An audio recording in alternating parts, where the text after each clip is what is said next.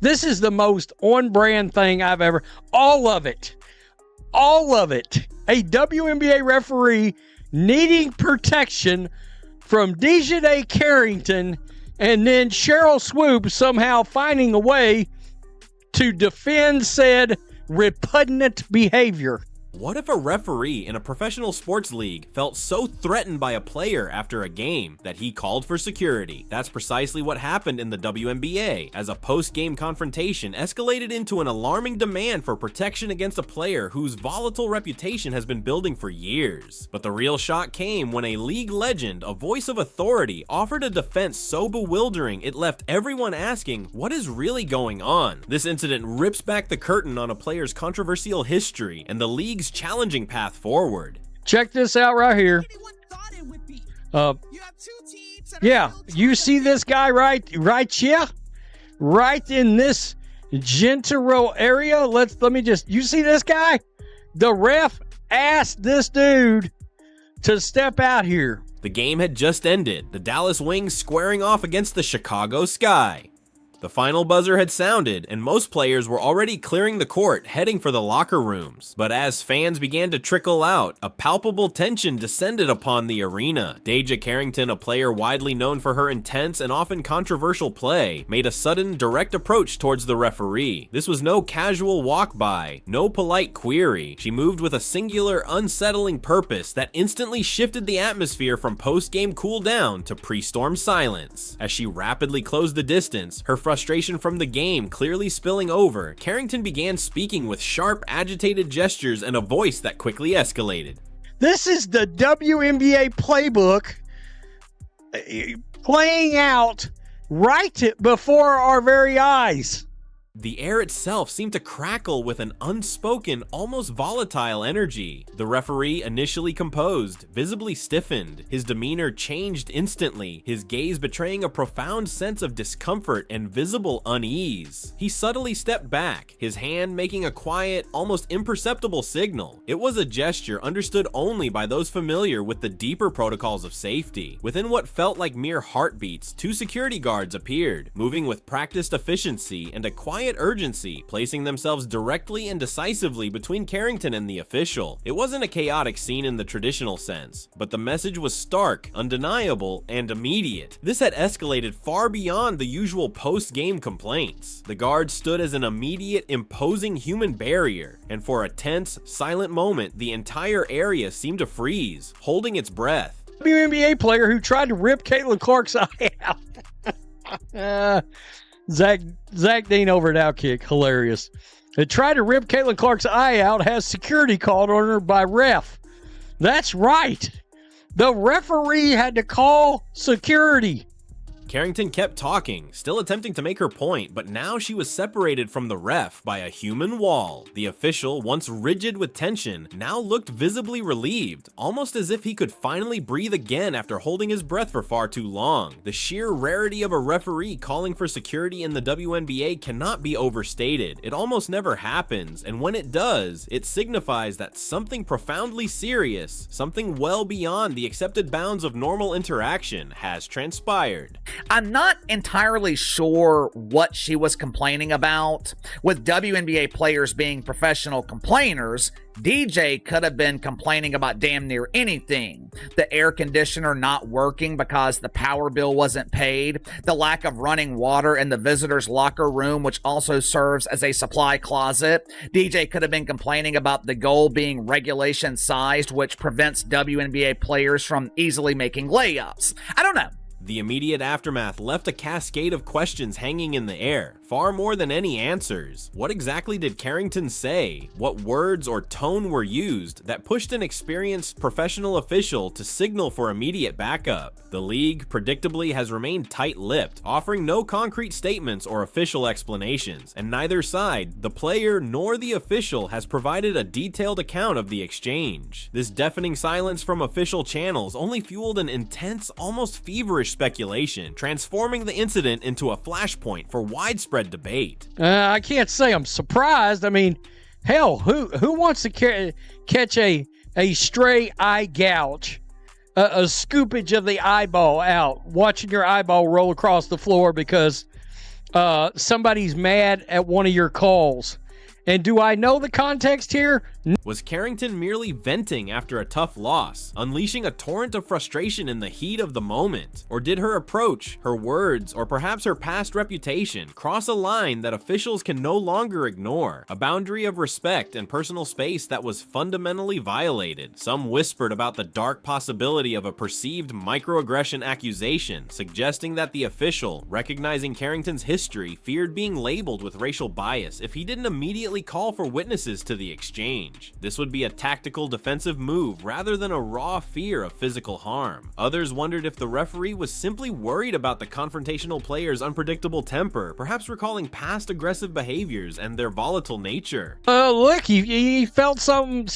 He felt something was amiss. The profound lack of specific details from official sources only added to the mystery, allowing everyone to fill in the blanks with their own theories, raising uncomfortable questions about boundaries, player conduct, and the delicate balance of authority on the court. Whatever was said or implied, it was enough to make a professional arbiter of the game believe his safety, or at least his reputation and future standing, was profoundly on the line. But that wasn't even the most shocking part of this unfolding drama.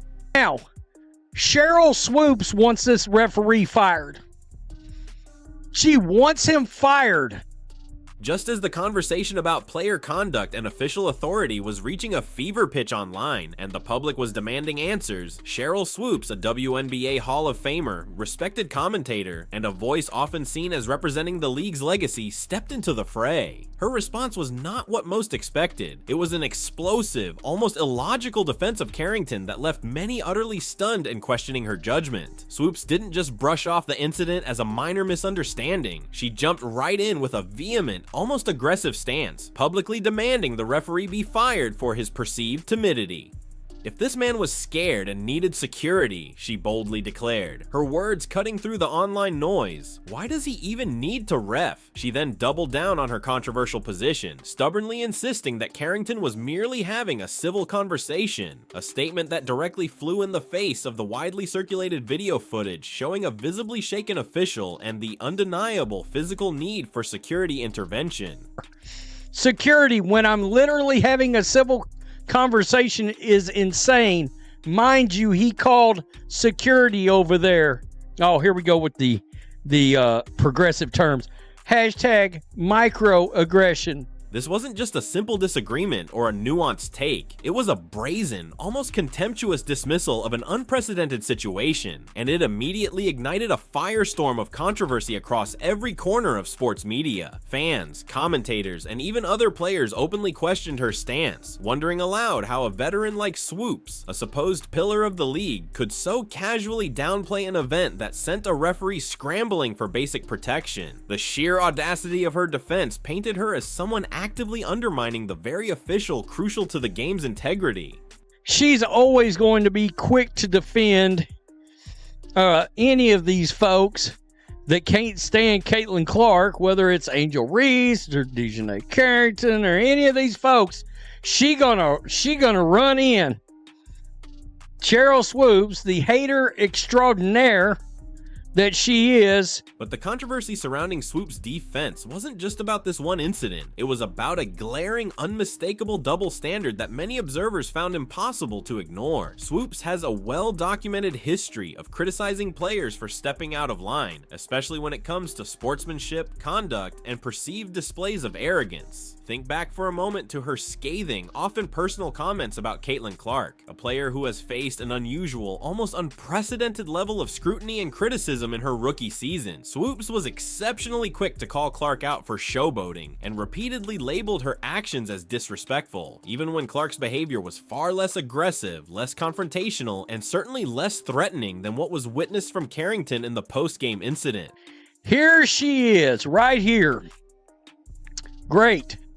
If this man was scared, she said, a parentheses of what I don't know, again, maybe getting his eyeball scooped out of his head, and needed security, he should never be able to ref again. This can't be real. The fuck. She positioned herself as the self-appointed arbiter of WNBA decorum when it came to Clark's every move. But now, faced with a player who pushed a referee to the point of calling for security, Swoops transformed into Carrington's fiercest, most unyielding defender. Why is he calling security? I'm just trying to do my job and complain. Why am I being penalized for doing my job? This is a microaggression. The contrast was stark, almost jarring. It was as if the stringent rules she applied to one player simply evaporated when it came to another, leading many to accuse her of blatant hypocrisy. This perceived bias, with some commentators openly labeling her a hater extraordinaire when it came to Clark, suggested that Swoops' passionate stance might be less about principled defense and more about personal animosity, underlying agendas, or tribal allegiances within the league. Why, fans demanded to know, is Carrington receiving a pass, an impassioned defense, for something that would undoubtedly draw intense, unforgiving criticism and potential discipline for others? This profound inconsistency fueled a raging, often bitter debate across the league, on social media, and in sports commentary, making Swoops' defense not just controversial, but profoundly unsettling for those seeking fairness and consistency. Now, there could be a variety of reasons as to why the referee called security. Dijonai Carrington has a history of losing her temper. Even with that being the case, I doubt this referee was worried about any kind of physicality. In fairness to Dijonai Carrington, I don't think she would attack a WNBA official.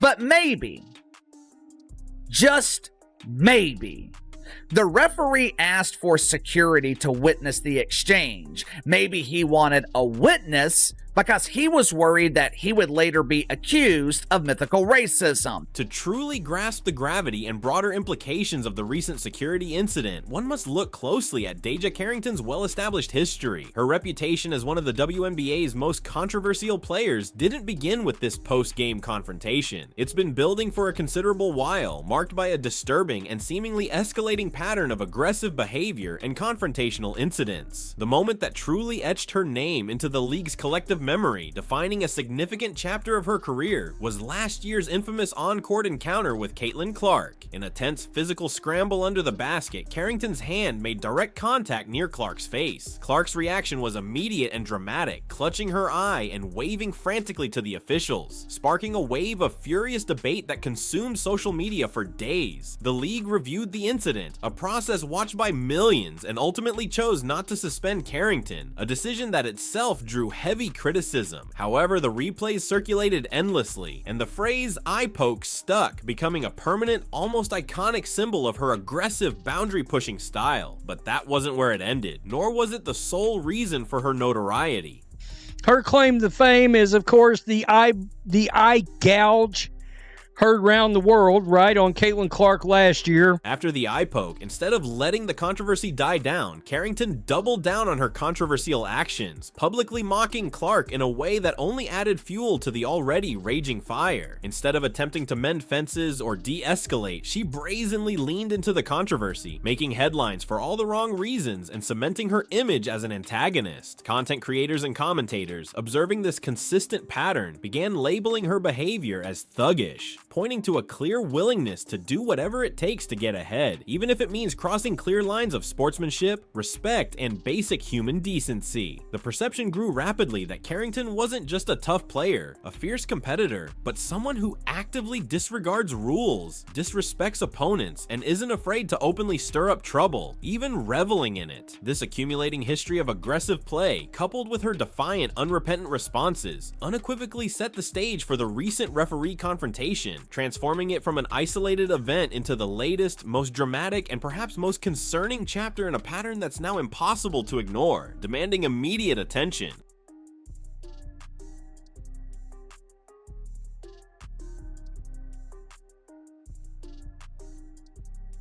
All of this, every fiery word, every controversial action, every security alert brings us to a critical juncture for the WNBA. These incidents, particularly the very public security scare involving Carrington, are shining an unforgiving spotlight not just on individual player conduct, but on the league's officiating standards and its broader, overarching approach to managing player behavior. There's a growing, increasingly vocal debate circulating throughout the sports world. Are referees too quick to feel threatened, overreacting to typical competitive passion? Or are players like Carrington actively taking advantage of officials who struggle to maintain authority on the court, pushing boundaries to see how far they can go? The league is caught in a precarious, unenviable position, balancing the undeniable need to allow players to show passion, emotion, and competitive fire with the imperative of maintaining order, professionalism, and a safe, respectful environment for all participants. Also, she did the before I forget, she did the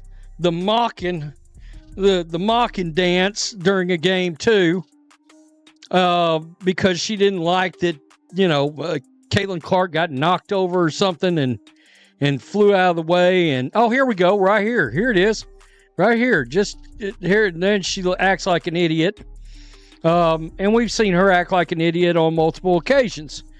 When a player's actions, however interpreted, lead to a referee calling for immediate security, it signals a significant imbalance, a potential breakdown in trust and mutual respect that goes far beyond typical competitive fervor. Whispers of Carrington becoming a true liability are starting to circulate with more frequency and concern, raising uncomfortable questions about whether her aggressive edge, once perhaps seen as a competitive advantage, is now more of a risk than an asset to her team, and crucially to the league as a whole. This isn't just about one player or one referee, it's about the very fabric of the WNBA, its carefully cultivated image, and its ability to manage a new era of intense competition, heightened public scrutiny, and unprecedented growth. The league's response, or lack thereof, will be scrutinized by fans and critics alike. I mean, in fairness, was the security maybe just standing right over there pretty close, and he was like, hey, bro, can you get over here? I feel like my eyeballs are in danger.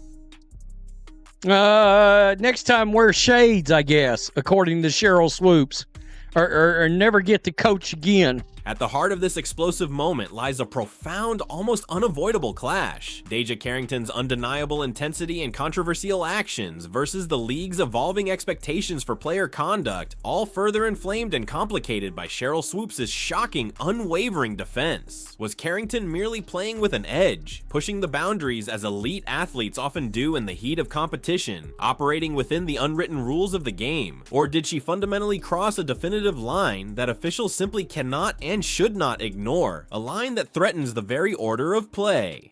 The reactions are sharply split, creating deep fissures within the fan base and commentary landscape. Some argue she's being unfairly targeted, perhaps a victim of biased officiating or a skewed narrative, while others see her actions as a clear, present problem for the league's integrity, its public image, and its future. How the WNBA chooses to respond to this incident, the actions it takes or declines to take, and how fans continue to react and voice their opinions will undoubtedly shape what comes next for all involved. This isn't just about a single player or an isolated incident in a single game. It's a defining moment that will test the league's resolve, its commitment to its officials, and its ability to maintain a professional standard, ultimately determining the future of player-official interactions. The choices made now will send a clear message. This is the most on-brand thing I've ever...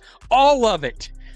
A WNBA referee needing protection from Dijonai Carrington, and then Cheryl Swoops somehow finding a way to defend said repugnant behavior. Despite the undeniable uproar and the immediate, widespread public demand for clarification, a striking and almost unnerving silence has fallen over the WNBA's official channels. Days have passed since the incident, yet there has been no concrete statement, no definitive action, no clear indication from the league's front office regarding the post-game confrontation or the calls for security. This conspicuous lack of a clear response raises critical questions. Why is the league seemingly hesitant to address such a high-profile incident? Is it a strategic decision to let the controversy die down, hoping it will fade from public memory? Or does it reflect deep internal disagreements, a struggle within the league's leadership to balance public outcry for accountability with the instinct to protect its players, especially those who are prominent? This silence in itself sends a message, and it's one that could be interpreted in various, often unfavorable ways. In fairness, was the security maybe just standing right over there pretty close, and he was like,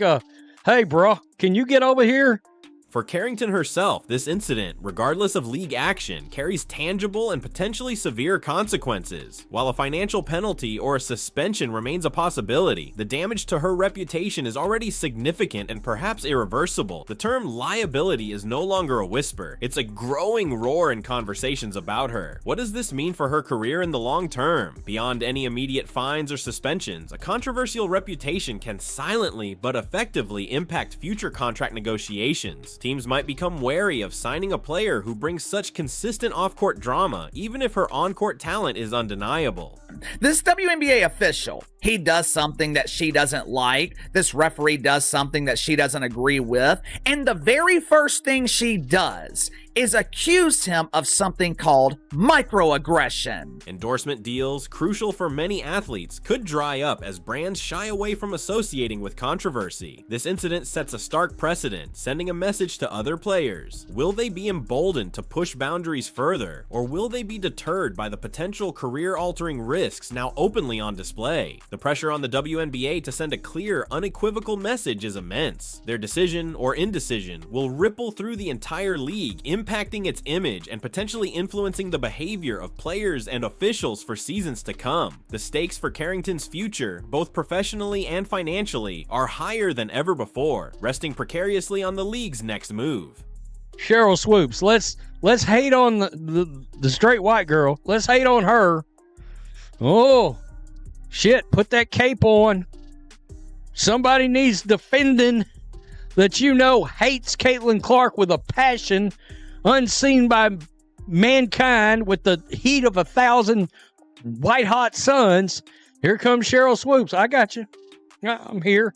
This security incident involving Dijonai Carrington, while specific to one player, isn't an isolated anomaly. It's rapidly becoming seen as a symptom of a larger, evolving culture within sports, and particularly within the WNBA. We are witnessing a broadening trend of increased emotional intensity on the court, where the lines between passionate competition and outright disrespect are becoming increasingly blurred. The role of social media, too, cannot be overstated. Every single conflict, every gesture, every heated word is immediately captured, amplified, and dissected across platforms, creating online tribunals where public opinion forms rapidly, often without full context. This phenomenon means incidents once contained within the arena now explode into global discussions, forcing leagues to respond in real time to public pressure.